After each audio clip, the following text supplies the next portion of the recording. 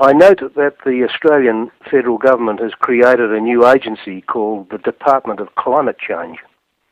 Within a few months, the new department was already well established with a CEO, 2 assistant CEOs, 4 divisions, 13 branches, including one devoted entirely to public affairs, and hundreds of full-time public servants. Given the political and media hysteria about global warming and the plethora and complexity of emerging schemes involving carbon trading, carbon capping, carbon offsetting, carbon emission minimising and carbon taxing, I can understand why the government would want a single agency that can keep tabs on all this and drive their political agenda. I am also unsurprised to find that the department's chief is an economist, and the senior ranks are studded with economists. This reflects the new focus of the climate change issue. No longer are governments seeking ways to reduce actual carbon emissions. Rather, they are seeking to identify the carbon-fighting measures which will have the least possible economic and political impact. Nevertheless, I am cynical about the creation of a new department whose budget, staffing, political influence and public status is dependent on climate change actually occurring. A department of climate change needs climate change. No climate change will be for them a disaster. In other words, the bad news scenario now has a bureaucratic home, its very own institution. We have a whole Australian federal government organisation dedicated to promoting the prophecy of doom to its own advantage. This is a classic example of the phenomenon of institutional self-fulfilment. This phenomenon is not new. I was a junior forestry officer in the West Australian Forest Department many years ago, and I recall how the environmentalists used to accuse us of having been captured by the timber industry. They also accused the Mines Department of being captured by the mining industry, the Agriculture Department by the agricultural industry, and the Fisheries Department by the fishing industry.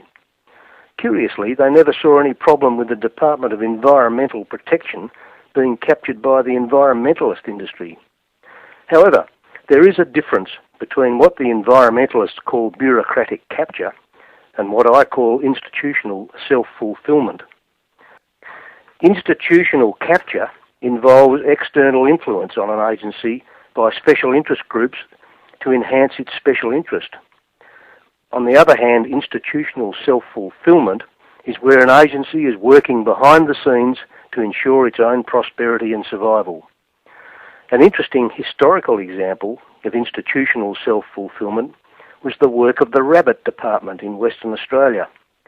The Rabbit Department was created 100 years or so ago to wipe out the rabbit, an introduced herbivore which exploded to plague proportions and caused enormous environmental and economic damage. The Rabbit Department grew rapidly, attracted a substantial budget, and undertook, on the advice of its senior public servants, a number of massive, expensive, and ultimately useless projects. These included 2 rabbit-proof fences, thousands of kilometres in length, the construction of which proceeded despite the fact that the rabbit was already well west of the surveyed fence line.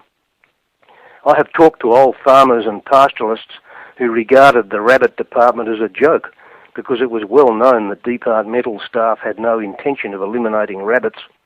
To do so would have been to do themselves out of a job.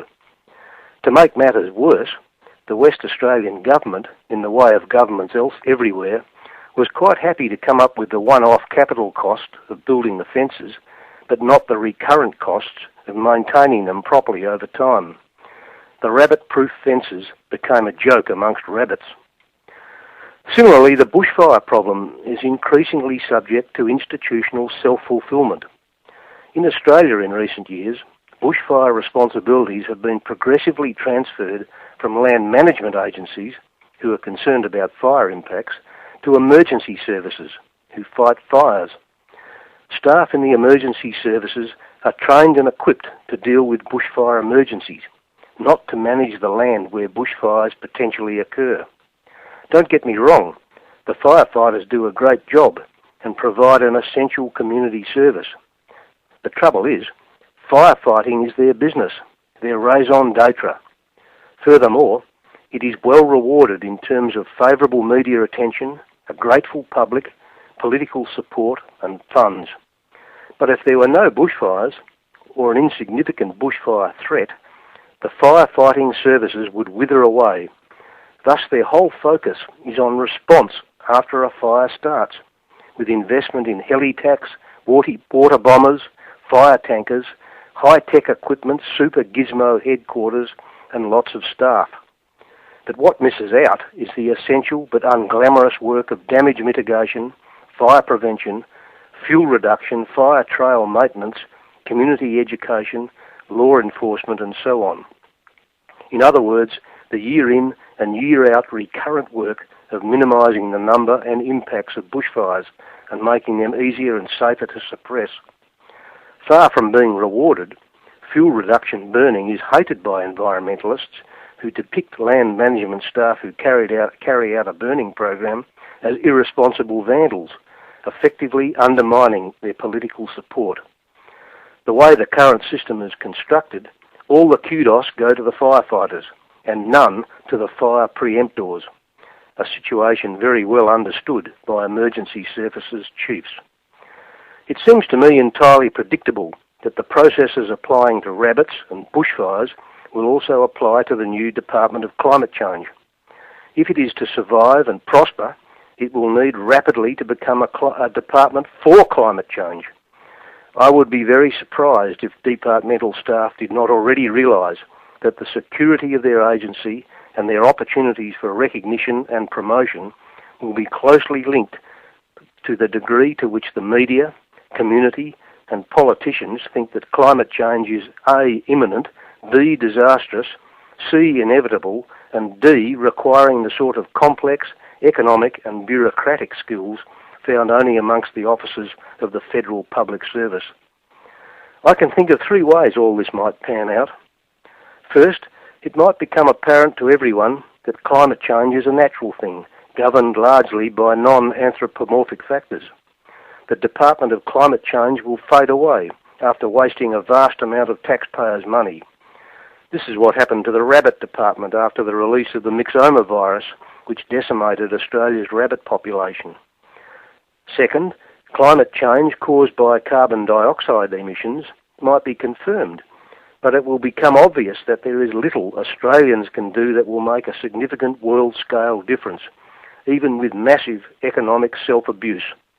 In this scenario, I can see the Department of Climate Change getting a killer restructure, probably just after a federal election. Its staff will disappear into other agencies and the original department will recede from human memory. Third, the penny might drop with our national leaders that Australia has several very real and urgent environmental problems which not only demand national attention but are in fact fixable. Examples include the development of renewable energies resources, the recovery of critical water resource catchments, minimising air pollution in cities, and mitigating the potential damage from bushfires.